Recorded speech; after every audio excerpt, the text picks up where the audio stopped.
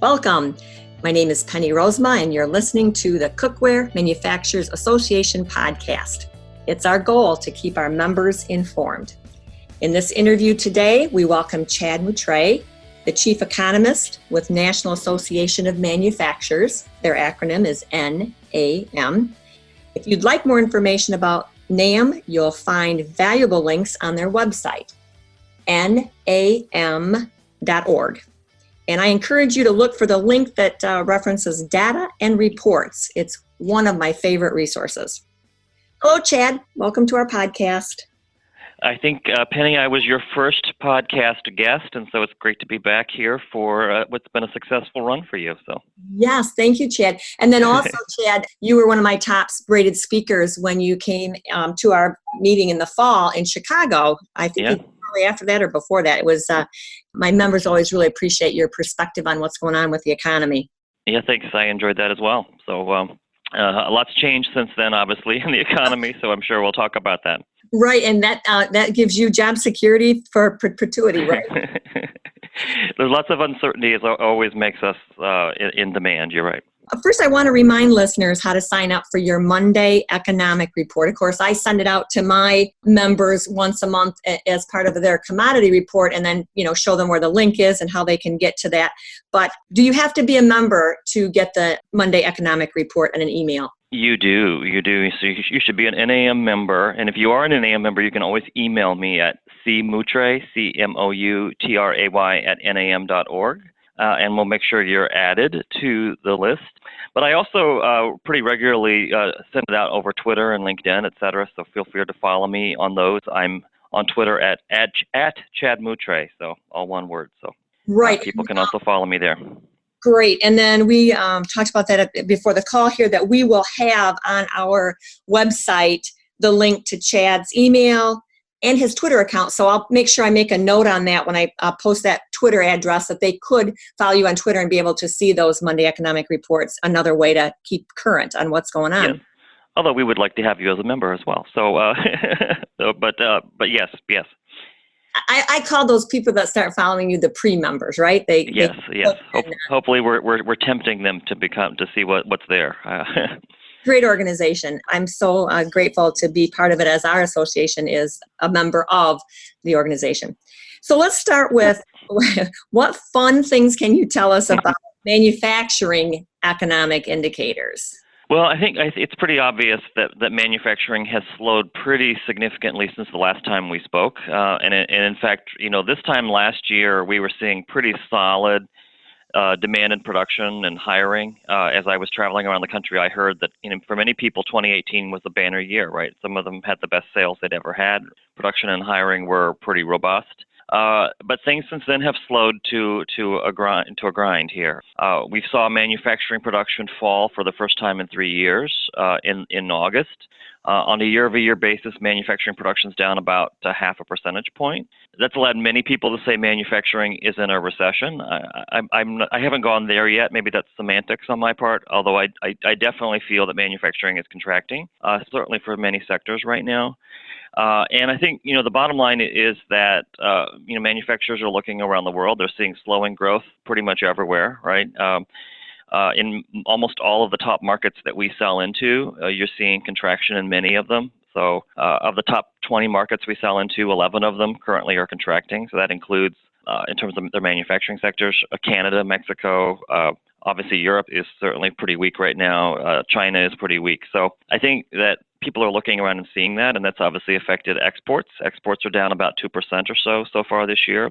And on top of that is the fact that you have all the trade uncertainty that's out there, right? And I think that as a result, manufacturers are much less optimistic than they were, certainly even 6 months ago.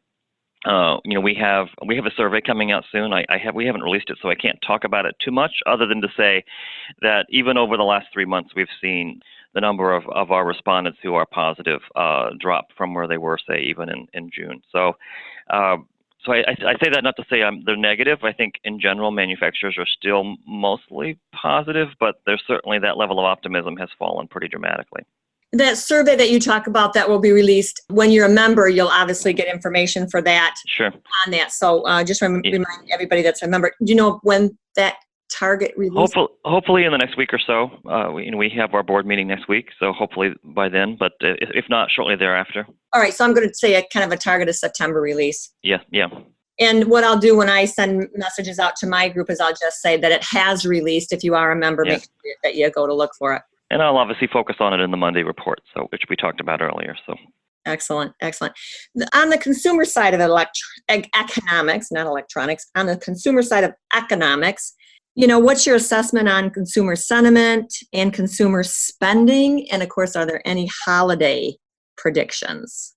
Well, consumer spending really has helped prop up the economy. So when you look at overall GDP growth, it was really lifted by two categories: consumer spending, which consumers continue to spend at a pretty modest pace, and government spending. And the real drags on GDP in the second quarter, and this is probably true for the third quarter data that hasn't been released yet, is business spending, right? Businesses are much more hesitant to make investments. And in fact, we saw the first decline in non-residential fixed investment in 3 years. And obviously that export component we talked about earlier. So retail, the consumer actually is helping keep things afloat. And I think as long as the consumers go out and continue to spend, we should continue to see modest growth. I see us basically having 2% growth for the rest of this year in terms of overall GDP. And again, a large part of that is retail sales. We just did get retail sales numbers this morning, actually. So we know that overall motor vehicle sales were pretty strong in the month of August, but overall consumer spending was relatively flat, so that's a little disappointing. Although on a year-over-year basis, we had consumer spending up about 4%, 4.2%. So again, you're still continuing to see decent growth overall on the consumer side, and that's something that obviously your members want to continue to see. And I think I would expect something comparable for the holiday season as well. I think for the most part, consumers, they might not spend as much as last year, but I think that you're going to continue to see the consumers going out there and making purchases, perhaps more selective purchases, but still making purchases. Much like the August data where you saw decent motor vehicle sales, but some weaknesses elsewhere, I think that you're going to continue to see that. I know something that I spoke with your members about when I was in Chicago a couple of years ago. You're continuing to see that huge shift to more online sales and away from department stores. And that certainly obviously affects the cookware manufacturers in terms of how they get their products to market. But that, I think, is something to watch. The only other comment I would make about the holiday season is you certainly have a ratcheting up of tariffs. Your members are seeing that perhaps more acutely even than I could even discuss it. I'm sure that you live it every single day. But that ratcheting up of tariffs, most retailers have probably already bought their Christmas stuff. And so those tariffs, while they are ratcheting up here over the fall and into December, probably would be more likely to affect 2020. So I don't see them necessarily affecting holiday sales as much as perhaps affecting the retail sales next year, assuming these trade negotiations continue to linger into next year. Excellent. So the next question that we kind of lead into is the strong U.S. dollar. Can you talk to that? I saw your webinar yesterday that you presented through the National Association of Manufacturers, and you talked about that strong U.S. dollars. For the novice listeners, what does that mean to the cookware bakeware imports, and what does that mean to the cookware bakeware exports? Sure. So we've seen the dollar continue to really rise. You hear quite a bit about that. Certainly President Trump is tweeting about it quite a bit. But manufacturers talk about it a lot as well. And in fact, if you listen to a lot of earnings reports, almost every one of them will mention those foreign exchange risks that are out there. The dollar has risen about 9% or so since the beginning of 2018. So really over the last 18 months or so, you've seen a 9% rise in the dollar. That obviously, a stronger dollar means that our dollar goes further, right? So that obviously helps our ability to buy more imports, right? So it's good if you're importing products. It's good if you're a tourist, right? This is a good time to travel abroad because your dollar is going to go that much further. On the other hand, if you're exporting, right, it makes the stronger dollar means that those products are much more expensive for foreigners to buy. And so that certainly hurts our overall ability to grow international demand. I actually continue to see the dollar rising. over the coming months, largely because of monetary policy differences. And this is certainly what the president is talking about. I don't always agree with him as far as his solution to it, but I definitely agree that monetary policy is a large factor in why the dollar is so strong. Keep in mind that right now interest rates are higher in the U.S. than in a lot of other countries, and that means a lot of, if you're trying to find places to park your money, the U.S. is certainly attracting a lot of investments, and that's pushing the dollar higher. And at a time, even with the Federal Reserve cutting rates next week, you're seeing much more aggressive monetary moves in other countries, such as Germany and other places where they have negative interest rates, and they're going to start doing quantitative easing again in Europe, and that, again, is going to continue to put some upward pressure on the dollar over the coming months. I think that's certainly something to just be aware of more than anything else. And it does, as you noted, have a mixed impact for your industry, depending on whether you're importing or exporting. Right. And we both have industries that are on both sides of that fence, and some of them themselves within their organization are doing both, selling internally and doing the exports. I want to remind listeners that you're listening to Cookware Manufacturers Association. This is our podcast and an interview with Chad Moutray. You can find more information about our organization, Cookware Manufacturers Association, on the web at cookware.org. So we have a wealth of information for retail buyers, manufacturers, and of course, this is where you find the link to the Cookware Bakeware Engineering Standards and more information about the membership and associations. And you can always reach out to me, and my email address is online as well.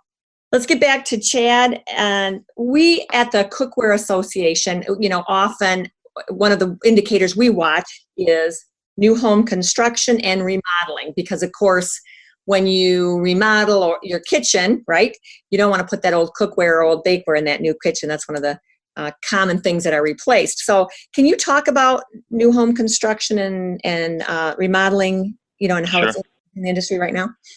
So the sector has really been challenged over the last couple of years, as you know. And the large part, when you talk to builders about the reasons behind that, I think number one, affordability has become an issue as building materials themselves have become much more expensive, and you heard a lot about that last year, especially with the increased price of lumber and other things. So affordability has been an issue. The other big issue has been workforce, and we'll talk, I'm sure, more about that, but the lack of construction workers is something that I think is holding back overall building starts and activity. And so those have been really big issues. And the other big factor that you saw last year is mortgage rates were getting up, hovering around just shy of 5%. I think they were 4.94% at one point last November.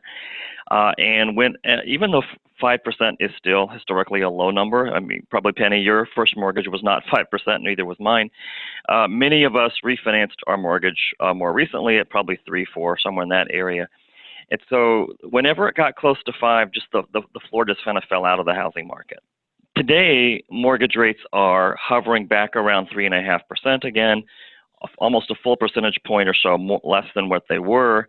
And yet you haven't seen the rebounds in the housing sector that you would expect. Builders are still optimistic that single-family home construction will pick up, and multifamily as well, but certainly single-family more importantly, over the coming months. And I think you're starting to see some inklings of that. I think you're more than anything, you're seeing a lot more refinancings again. I continue to think that we're gonna hover close to 1.3 million housing starts by the end of the year. But again, that's a figure that every time we go over it, we're really struggling to kind of maintain it. So I'm still cautiously optimistic that you're going to see a little bit of a pickup in the coming months, but a lot of that will hinge on how much the economy continues to improve, right? And I think to a certain extent also consumers and home buyers are also cautious as well because of what they're reading in the news. And so, but I still am optimistic, I think, moving forward that we'll get to 1.3 and maybe next year move a little bit above that. Well, this is kind of on the spot, and I don't expect you to know it offhand, but 1.3, how does that compare to the best and the worst years, or the overall average over a number of years? Is that kind of right in the middle, or? Well, obviously, we were growing. We made 2.1 million homes in 2006. Okay. Which we should have never, ever been making 2.1 million homes, and a large part of that overbuild is what led to the financial crisis and And then we kind of fell down to about 500,000 being built right after the financial crisis. And we've slowly continued to inch our way higher since the financial crisis. I would expect that if we were in a healthy overall home building, we would be kind of more in the 1.4 to 1.5 million range. Okay. That's probably where you would expect us to be at this point in the recovery. But something, as I mentioned, has kind of continued to hold us back from that figure. So I do think at some point we will get up to 1.4, but we've continued to struggle to get to that range, largely because of the reasons I mentioned earlier, the lack of workers and affordability. Got it. It's an election year. How exciting, right? The debates are out there and going, and we've got all kinds of stuff being talked about. Do you have any insight on the consumer goods category during an election year? Well, I think the thing to watch here is, certainly I think most of our members, including yours, have benefited from tax reform. And I think there's obviously a lot of worry out there on the trade side. And so we can continue to talk about what's going to happen on the trade front.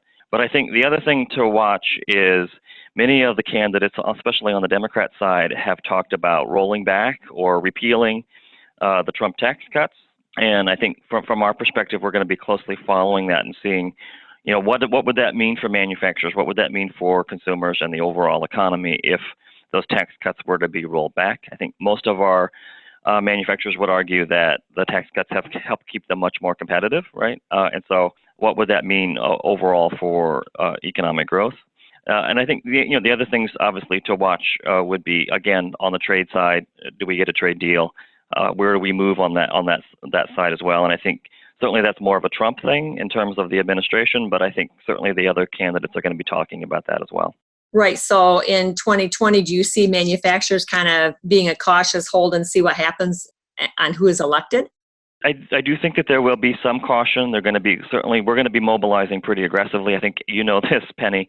2020, in addition to it being an election year, is also the NAM's 125th anniversary. And so we're going to have a whole series of events next year, kind of under the Creators Wanted banner, kind of culminating in a huge festival in Cincinnati next September called the Making America Festival. Think of it as South by Southwest for manufacturers. So we're going to try to, I say all that to say, we're going to be trying to raise the manufacturing flag as much as we can next year so that candidates on both sides of the aisle, not just for president, but up and down the ticket, are hopefully going to be talking about manufacturing, talking about issues that are important to manufacturers, and making sure that manufacturing kind of stays first and foremost in everyone's mind. So what a great time for potential members that are on the fence about whether they should join NAM or not. Sounds like there's a lot of great things going on, and this might be a good time to take a closer look at that if they're not already members. It's a nice coincidence that it's our 125th, but it's also a pretty important election year as well. That's exactly it. Well, any other, kind of key indicators for 2020 that we haven't talked about already? Well, we haven't really talked about the number one issue that every manufacturer talks to me about, and that is the lack of workers. I mean, we did it a little bit under the housing conversation, but this is still, for the 6th straight quarters, going on 7 straight quarters, the number one issue that manufacturers tell us about. That skills gap, the unemployment rate still is hovering near 50-year lows. And even though we've seen overall hiring slow this year, job openings are at a record high. And we continue to hear about, especially with baby boomers retiring, where are we going to find that next generation of workers? Penny, I think you know that we put out a study in July on the aging workforce and some best practices from our members in terms of what they were doing. Many of them are encouraging their retirees not to leave, right, to stick around a little bit longer.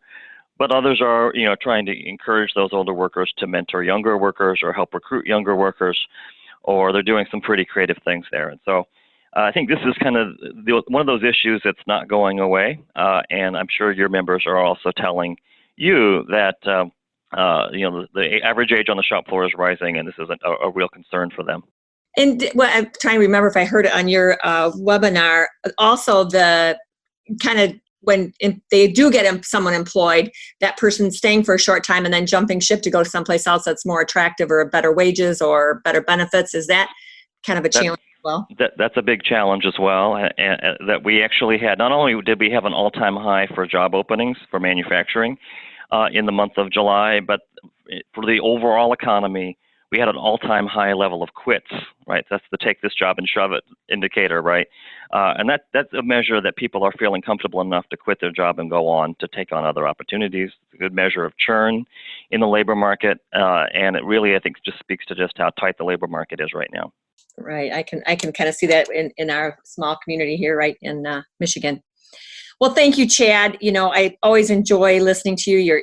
You're generous in sharing your expertise and insight with us. Want to remind listeners that they're listening to Cookware Manufacturing Association podcast. We will have the reference information when this podcast is posted. Will be on our website as well as Stitcher, iTunes, and Google Play. And you'll have links that you can reach out and find more information about the National Association of Manufacturers. If you want to click on it right away, go to nam.org. And like I mentioned before, look for the link on data and reports. And if you want the real benefits of what NAM offers, please take some time to reach out to them and talk about their membership. We also like to get your feedback. If you have questions or topics that you would like to suggest for future interviews on this podcast, please let us know. My email is prosama@cookware.org. We like to remind everyone what our Cookware Manufacturers Association is about. Of course, you can find us on cookware.org. But if you are a cookware manufacturer of cookware or bakeware, we invite you to apply for membership. Our companies are those that produce and distribute cookware in the U.S. and North America and who have a substantial financial presence in the U.S. Those are the members that are eligible for cookware manufacturing membership. One of the most important roles we fill is we update and keep the standards for cookware and bakeware current. And those are available whether you're a member or non-member. You can purchase them on cookware.org, and if you're a member, you have free access to them. We look forward to having you join us on future podcasts, and especially you, Chad. Thanks again for joining us, and I hope I can reach out to you again in 2020 for some more updates. I'm looking forward to it. Well, thank you, listeners, and we hope you enjoy the day.